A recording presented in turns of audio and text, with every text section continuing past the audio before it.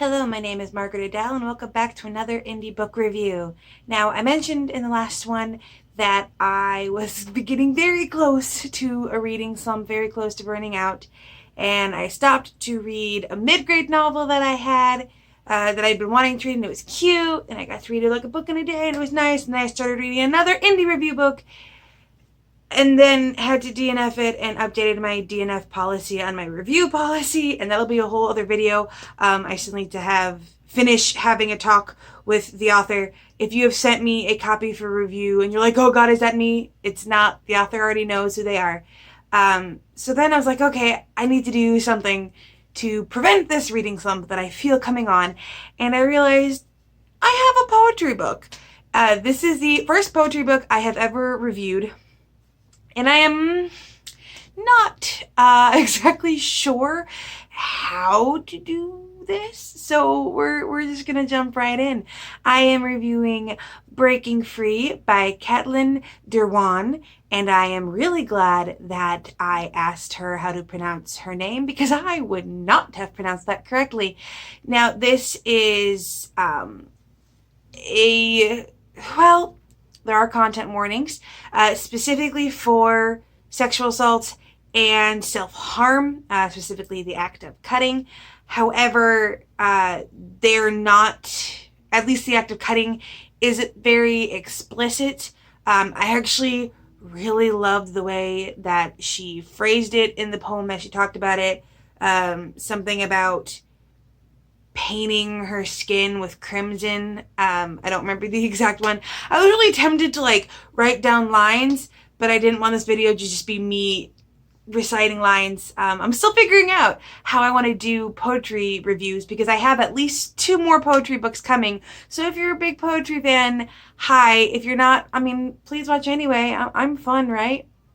So this book is a lot about basically her journey from a very dark place to what she thought was her getting better, and then back down before kind of coming back on the other side, and that's why it's called Breaking Free. There are 3, are they chapters, sections, whatever you want to call them, chunks, and they are very helpfully titled The Beginning, the Middle, and the End, which I appreciated.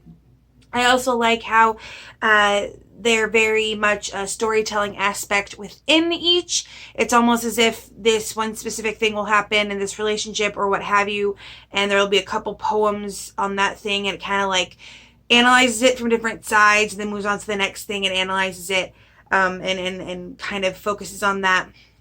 There were a lot of poems about sad relationship stories. There were some happier ones, but I believe they were in the minority.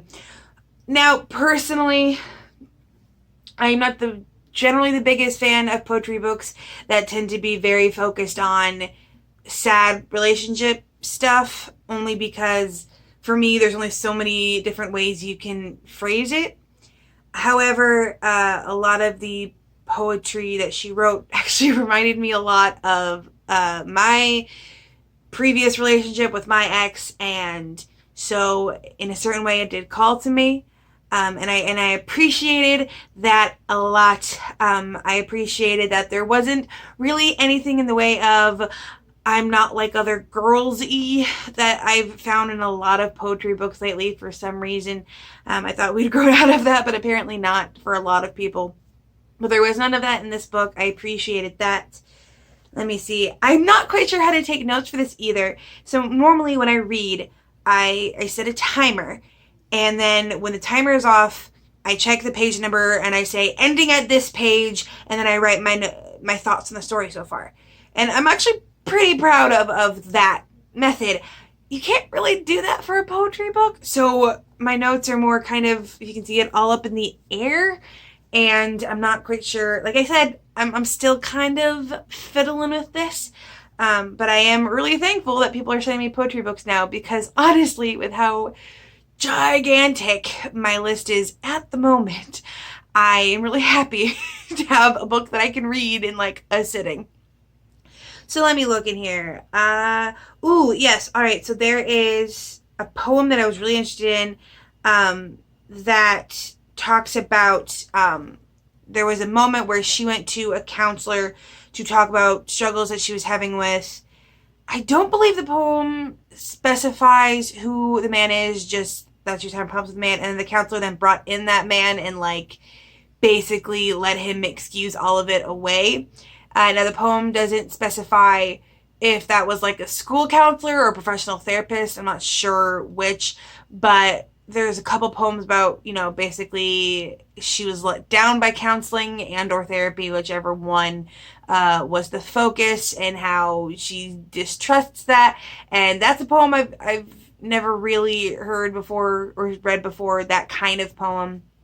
That was, I mean, definitely autobiographical. A lot of this is very bluntly autobiographical. I think at one point, like, the name Ed Sheeran comes up, or Instagram, or dating apps.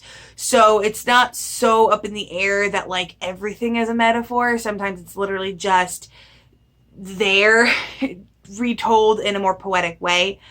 I admit I am very old school poetry fan and that I like things to rhyme, and this one didn't. However, the formatting was very well done.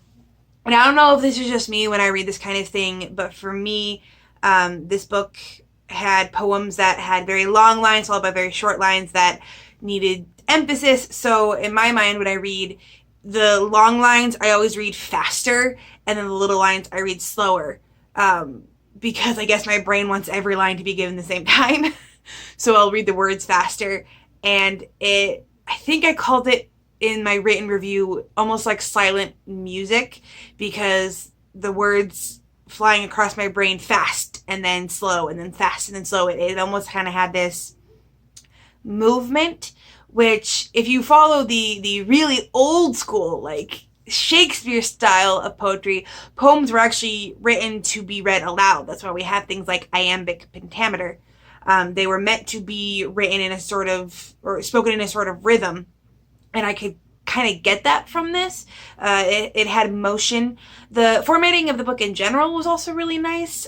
There was a little cage at the top of every poem that was in there.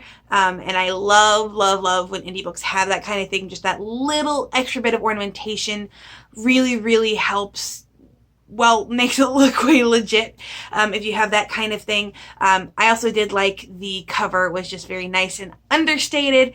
What else? Let me look at my notes again. Oh, I did actually write down a line. Oh, it's because I thought it was really in-depth. So the only quote that I have word for word from the book was, grief is really just love with no place to go, because that stuck with me. But in general, I think my favorite part would probably be the ending, because this is called Breaking Free, and because this is supposed to be her coming out of this bad place. I think, if I remember correctly, the entirety of the happenings the poems are about take place over a couple years, more or less, maybe longer. So this is a very long process to get here, but the poems at the end are very hopeful, and are very much a relationship isn't going to save me, a man isn't going to save me, I'm going to save myself. And it's a call to the reader to save themselves, and, you know, to find who you are outside of a relationship. And I really love that theme. And again, you don't see it a lot in poetry, so I was very happy. And in general, I was reading this book, and like, yeah, you read poetry books because they're quicker to get through than a regular book, but like, I was still thinking, and I was still analyzing, and I was still having fun thinking about what I was going to say in a review. And I was thinking to myself, why haven't I done this more? Why haven't I like looked for poetry books more? And I'm really glad that I have more coming.